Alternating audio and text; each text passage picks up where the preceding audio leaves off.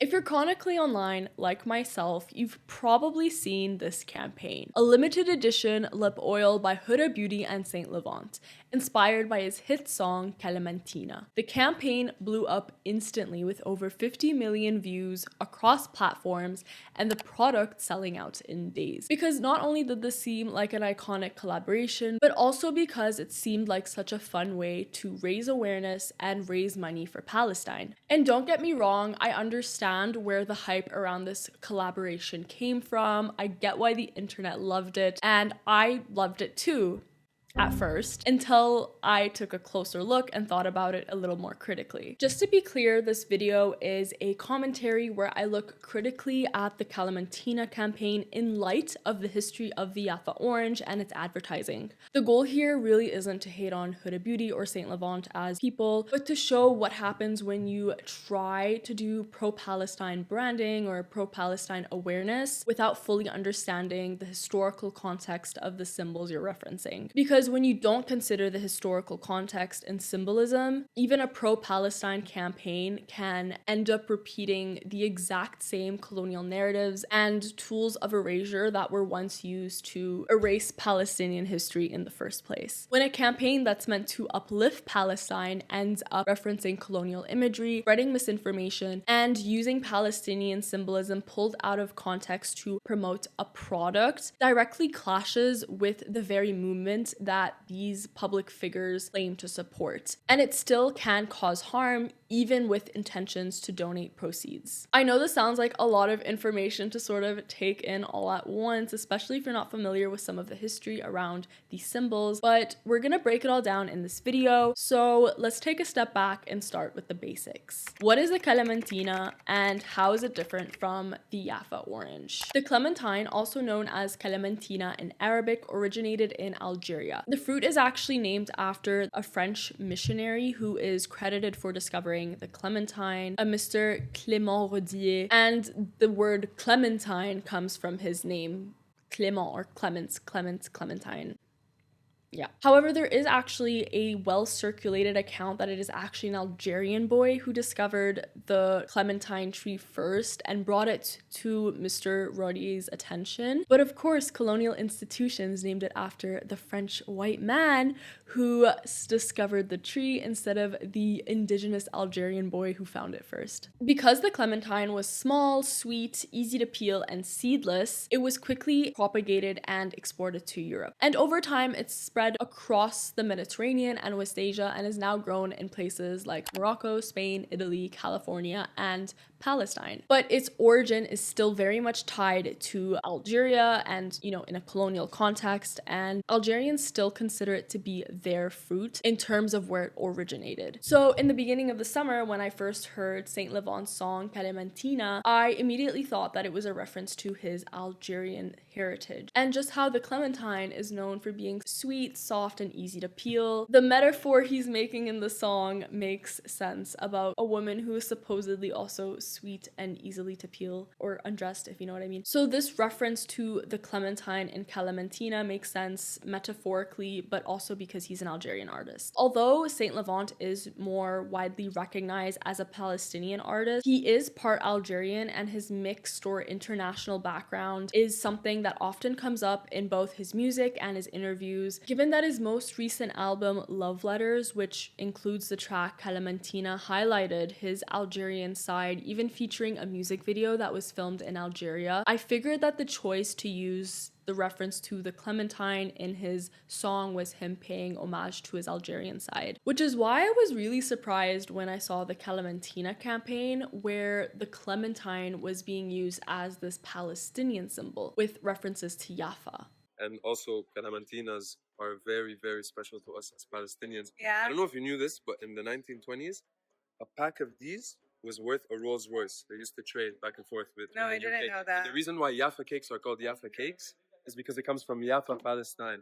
Now, what Saint Levant is saying in this clip is kind of true. It's just not true about the clementine. He's actually talking about the Jaffa orange, which I believe is the fruit that Huda Beauty and Saint Levant were trying to reference in their campaign, not the clementine. The Jaffa orange, also known as the Shamuti orange, is a variety that was developed by Palestinian farmers in the 1850s in Ottoman Palestine, although some accounts do claim that it might have even been around as early as the 11th century. But the Jaffa orange as we know it today takes its name from the city of Jaffa, which became the main hub for exporting these oranges abroad. Palestinian farmers and merchants built a whole export industry around this fruit, and for decades it was considered one of the most important symbols of Palestinian agriculture and trade. However, under the British Mandate, Zionist settlers and companies increasingly entered the citrus sector, with British Mandate policies often favoring land purchases, which facilitated the expansion of Jewish-owned groves. For a long time, Jews and Arabs worked together on the fields, but over time, the balance of ownership of the Jaffa orange industry shifted. And after the Nakba in 1948, Palestinians lost access to their home, land, and their orange groves. And the Jaffa orange brand and imagery were folded into Israeli nationalist narratives, erasing the Palestinian origins of the fruit and Palestinian labor behind it. Now that we know the difference between the clementine, which has its origins in Algeria, and the Jaffa orange, which is from Jaffa, Palestine, maybe you guys can understand why it might be problematic when a campaign points to a clementine and then starts talking about the Jaffa orange as if it were the same thing. This campaign treats the clementine as if it were this iconic Palestinian symbol, then immediately pivots to telling a story about another fruit, the Jaffa orange. The song is Kalamantina.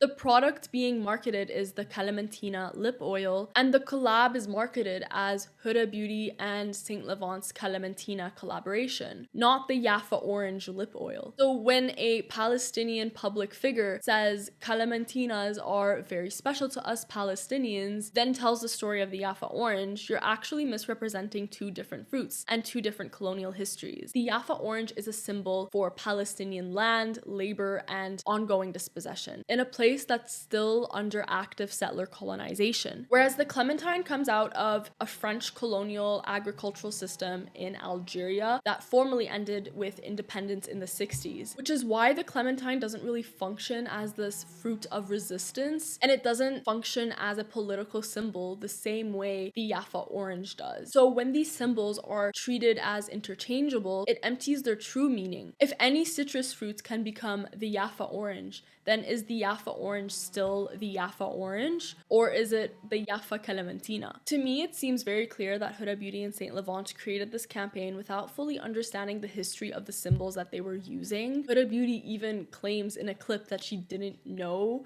about the history of clementine in Palestine. They used to trade back and forth with. No, I didn't know that. The reason. Like, obviously she wouldn't know what Saint Levant is saying, because what Saint Levant is saying is kind of not true. So obviously you didn't know about the history of the clementine in Palestine, because he's actually not talking about the clementine, he's talking about the Jaffa orange. So obviously she wouldn't know that information, because the information that Saint Levant is sharing is kind of false or like misleading. Like, it's alarming that she doesn't know, because she made this whole product around this supposed Palestinian symbol. She knew that it had something to do with Palestine because she put a keffiyeh print on the box. Look at the keffiyeh print.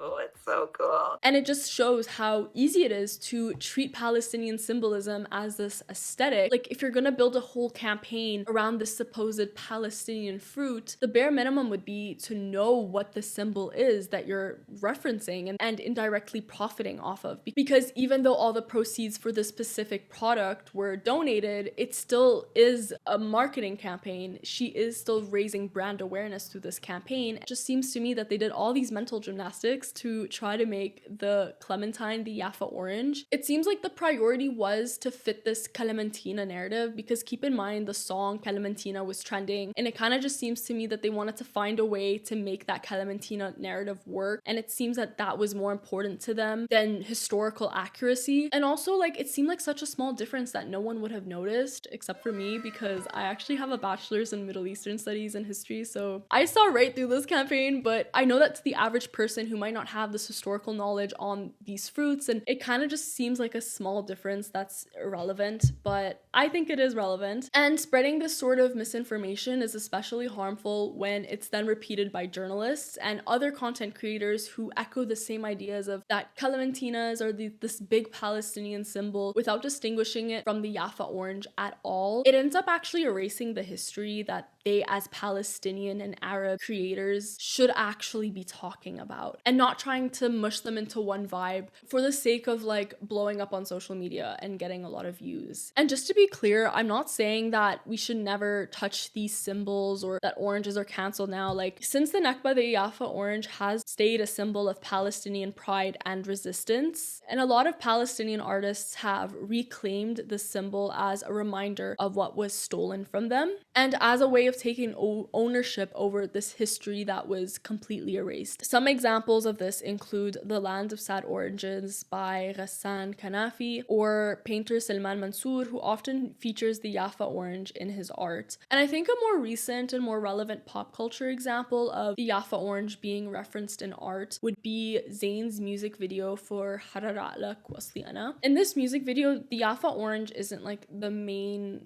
symbol that's being used like in the Kalamantina campaign. The references are very subtle. She doesn't explicitly mention the Jaffa orange in her song, but it's in the visual of her music video. Because this track and, you know, the album it's a part of already openly addresses liberation and decolonization, when a Jaffa orange appears, it feels like it's grounded. It feels relevant. It makes sense. You're talking about cultural erasure and you bring up this symbol that represents this cultural erasure and you're reclaiming it, not just slapped on as an aesthetic like we saw in the Kalamantina campaign. And beyond this clementine Jaffa orange mix-up, there's something that's like even more concerning about this campaign, which how it unknowingly references colonial imagery. And I say unknowingly because, again, I think this is a result of a lack of knowledge around the history of the symbol they were using, a lack of knowledge of how Jaffa orange has been historically advertised and how this compares with what they're doing also, as because this is an advertisement at the end of the day. Because I really do think that if Huda Beauty or Saint Levant or anyone who was on the team for that campaign knew how it could look from a historical lens, I don't think they would have made the campaign this way at all. But when you actually know the history of how the Jaffa orange was advertised through these kinds of posters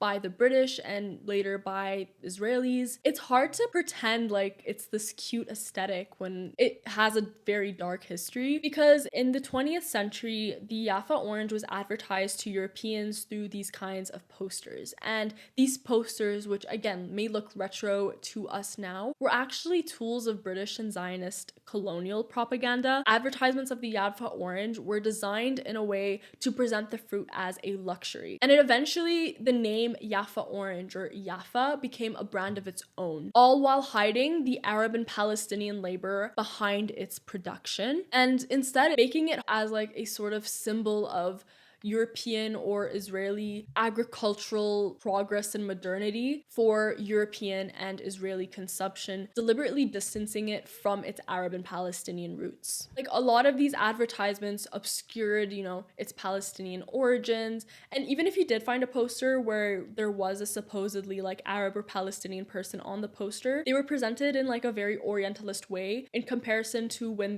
were white or European people in the posters. But even around those Jaffa style posters, you even have a second layer of these vintage Arab cinematic posters scattered in the background. There's nothing inherently problematic with these posters, like with referencing the Jaffa orange posters, but they don't add any real history or context either. And I think they're kind of just there to serve as this like Arab vibe or this retro Arab vintage vibe that they've going on without actually having to engage with Arab histories or politics. And beyond the posters, the campaign itself leans into this 50s retro look. The campaign starts by showing Saint Levant in this old TV, the orange vintage car, the poster aesthetics from the 40s and 50s, referencing Egyptian movies that were also from this period as well. Like, this campaign is visually referencing a time when the Jaffa orange was being rebranded as Israeli and Palestinians were being expelled from their land. meaning that this campaign references the time of original erasure while repeating the same erasure. And that's why I think that this campaign doesn't reclaim the Jaffa orange as a symbol, but rather borders into aestheticizing colonial imagery, because reclaiming would mean using the Jaffa orange or Jaffa orange imagery to make that erased history of the Jaffa orange visible, you know, by actually talking about the Jaffa orange and not like this Jaffa Kalamantina thing they've got going on, you know, actually talking about Palestinian farmers, tying the fruit clearly to Palestine. That would actually align up with the goal of this collaboration, which was to raise awareness about Palestine, but also to support Palestinian agriculture. Instead, by trying to make the Kalamantina the new Jaffa orange, this campaign flattens a history of dispossession into a cute citrusy aesthetic for social media. Because if you think about it symbolically, this campaign is doing the exact same thing. Israel took this Palestinian fruit, the Jaffa orange, it erased its Palestinian origin and turned it into a symbol of Israel. And this campaign takes the same fruit, erases it again, and turns it into Kalamantina. Not because that's what it was called historically, but because it's the name of a trending song on TikTok, which is why I think this campaign is so disappointing and why it misses the point. I actually found an Israeli ad from the 50s that gives off the exact same vibe as this Kalamantina campaign. You've got, you know, people dancing and singing, and you've got all these like oranges in the background. Obviously, it's not the exact same. The fact that you can even make this comparison is very telling about this campaign. And so once again, the Kalamantina collaboration becomes the Jaffa orange spectacle for the social media age in almost the exact same way that those original Jaffa posters and TV ads were once a spectacle for the colonial gaze. A beautiful, easily consumable story about a fruit that really isn't about the people, land, or history of where that fruit came from, but what the fruit could be. It's a catchy ad in which a complex, painful history gets smoothed over into something glossy, trendy, and convenient. As very public pro-Palestinian figures, they should have had the time and the resources to properly look through all this and consider all this before launching this campaign. As public figures with such large platforms, they do have a responsibility to share accurate information and to do that in a way that's appropriate as well. Because a lot of the public criticism that this campaign received back when it was released about the visuals of the campaign themselves. Pulitzer-winning Palestinian writer Musab Abu Toha, who is from Gaza, commented under this campaign saying, "I truly don't understand how you're publishing this love song showing lots of clementines when my people in Gaza are being unalived while trying to get food.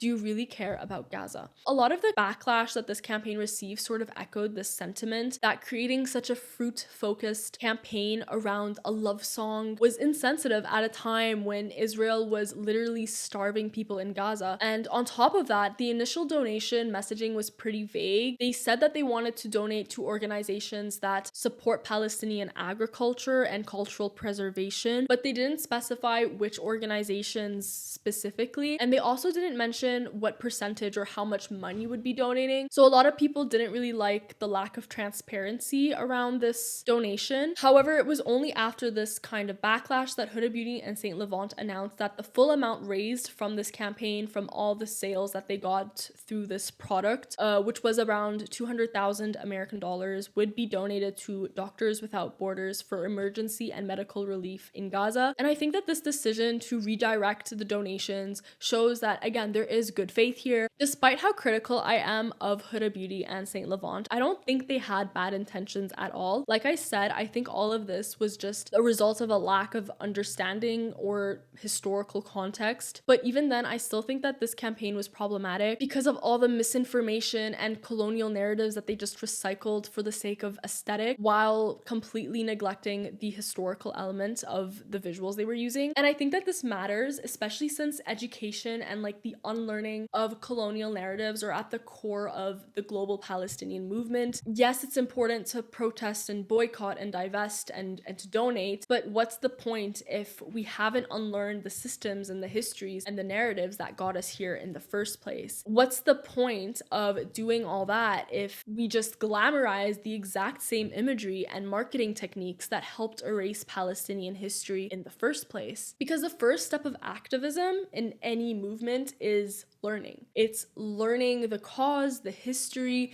and the symbolism. And that's where Kalamantina falls short. It spreads a simplified, feel-good version of the story instead of actually teaching the real history of the Jaffa orange in Palestine and why it matters in Palestinian culture and resistance. And even with the intention to donate to Palestine, it does become a gray area when consumerism and branding and profit get involved, making it hard to tell where activism ends and marketing and advertising begins. And I think in the context of this campaign, it's kind of hard to ignore that it coincided with the broader launch of Huda Beauty's faux filler lip oil line, which was competing for attention next to her viral lip stains. Compared to the Kalamantina campaign, the other lip oils barely got any organic buzz. And, you know, the Kalamantina lip oil was limited edition. It sold out very quickly, but the campaign also drove millions of viewers to the rest of her collection. Like I said, this campaign was received so much attention. So if you weren't able to get the limited edition Palestine branded lip oil, there were actually 3 nearly identical lip oils that you could purchase instead. The campaign also reinforces this wishful thinking that you can support Palestine through consumption. It feeds into this comforting idea that you can buy your way into solidarity instead of actually doing the work of learning, reading, organizing, protesting, or questioning the economic and political systems that got us here in the first place. And the duality of a campaign that both supports a cause, all while simultaneously boosting one's brand and visibility and revenue is something that I've been thinking a lot about lately, not just in the context of Huda Beauty and Saint Levant in this campaign, but just more generally. And even though I'm aware of these dynamics and I'm publicly criticizing it online, I recognize that I'm also not exempt from it either. I'm also a content creator and I want to make videos that talk about Palestine, that raise awareness about Palestine, but I also benefit when those videos do well through, for example, a growth in my audience or ad revenue. A lot of what gets framed as raising awareness becomes more about producing content or creating products that are about to struggle rather than really thinking about the people who are living this struggle. And the Kalamantina campaign is one example, but I've been seeing it everywhere. You know, the keffiyeh being slapped onto anything you can buy and sold online, or even Palestinian symbols like the watermelon or the keffiyeh being used as some sort of aesthetic. The Palestinian cause, like many other social movements in the past, has become more aesthetic and commodified, with the danger being that once Palestine becomes aesthetic, it's very easy to forget that behind the oranges and the watermelons and the keffiyehs and the flags, there are real people still fighting for their land, for their right to exist, and for their stories to be told.